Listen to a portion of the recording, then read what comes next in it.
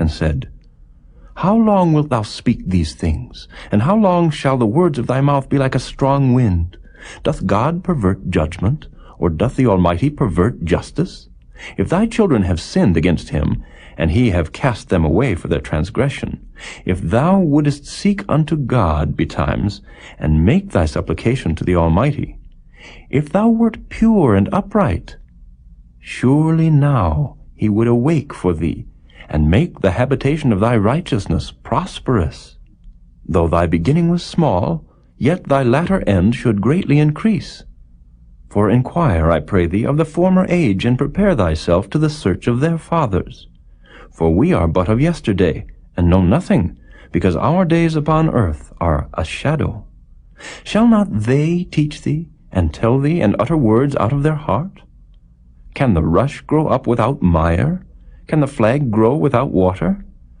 Whilst it is yet in his greenness, and not cut down, it withereth before any other herb. So are the paths of all that forget God, and the hypocrite's hope shall perish, whose hope shall be cut off, and whose trust shall be a spider's web.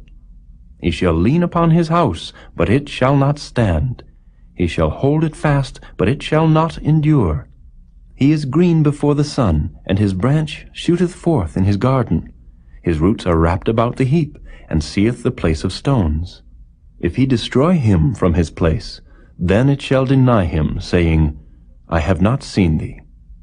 Behold, this is the joy of his way, and out of the earth shall others grow. Behold, God will not cast away a perfect man, neither will he help the evildoers, till he fill thy mouth with laughing, and thy lips with rejoicing. They that hate thee shall be clothed with shame, and the dwelling place of the wicked shall come to naught.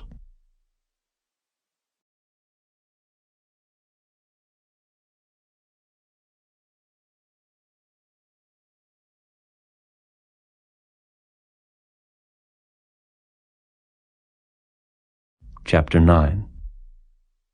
Then Job answered and said, I know it is so of a truth, but how should man be just with God? If he will contend with him, he cannot answer him 1 of 1,000. He is wise in heart, and mighty in strength. Who hath hardened himself against him, and hath prospered? Which removeth the mountains, and they know not? Which overturneth them in his anger? Which shaketh the earth out of her place, and the pillars thereof tremble? Which commandeth the sun, and it riseth not, and sealeth up the stars? Which alone spreadeth out the heavens, and treadeth upon the waves of the sea? Which maketh Arcturus, Orion, and Pleiades, and the chambers of the south? Which doeth great things past finding out, yea, and wonders without number? Lo, he goeth by me, and I see him not. He passeth on also, but I perceive him not.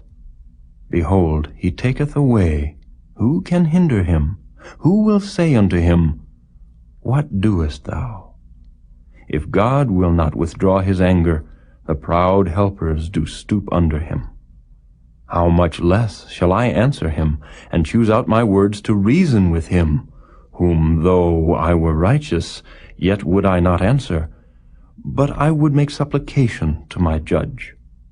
If I had called, and he had answered me, yet would I not believe that he had hearkened unto my voice. For he breaketh me with a tempest, and multiplieth my wounds without cause. He will not suffer me to take my breath, but filleth me with bitterness. If I speak of strength, lo, he is strong. And if of judgment, who shall set me a time to plead? If I justify myself, mine own mouth shall condemn me. If I say, I am perfect, it shall also prove me perverse. Though I were perfect, yet would I not know my soul, I would despise my life. This is one thing, therefore I said it. He destroyeth the perfect and the wicked. If the scourge slay suddenly, he will laugh at the trial of the innocent. The earth is given into the hand of the wicked. He covereth the faces of the judges thereof. If not, where and who is he? Now my days are swifter than a post. They flee away, they see no good. They are passed away as the swift ships, as the eagle that hasteth to the prey. If I say, I will forget my complaint, I will leave off my heaviness and comfort myself, I am afraid of all my sorrows. I know that thou wilt not hold me innocent. If I be wicked, why then labor I in vain? If I wash myself with snow water, and make my hands never so clean, yet shalt thou plunge me in the ditch, and mine own clothes shall abhor me. For he is not a man, as I am, that I should answer him, and we should come together in judgment. Neither is there any daysman betwixt us, that might lay his hand upon us both. Let him take his rod away from me, and let not his fear terrify me. Then would I speak, and not fear him. But it is not so with me.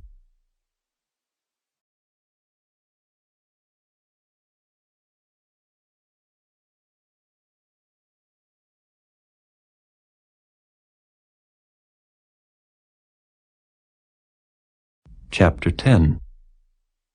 My soul is weary of my life.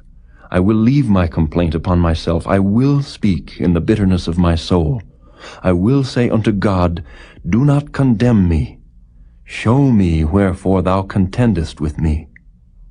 Is it good unto thee that thou shouldest oppress, that thou shouldest despise the work of thine hands, and shine upon the counsel of the wicked?